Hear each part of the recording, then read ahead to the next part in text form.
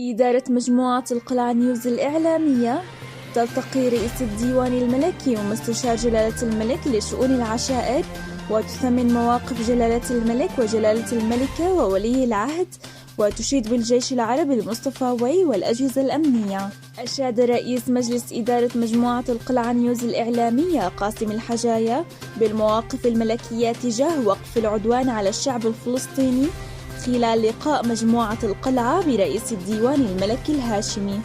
سلم رئيس مجلس إدارة مجموعة القلعة نيوز الإعلامية قاسم الحجاية رئيس الديوان الملكي الهاشمي نسخة من كتاب ولي العهد الأمير الحسين مستقبل شعب وأمل أمة.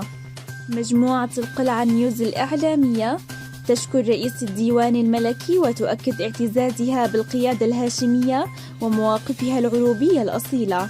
مجموعة القلعة نيوز الإعلامية تقرر البدء بتشكيل هيئة استشارية للمجموعة تضم في عضويتها عددا من الشخصيات الوطنية الوازنة ومن أصحاب الكفاءة والتخصصات المختلفة، في خطوة تعتبر هي الأولى على صعيد الإعلام الأردني.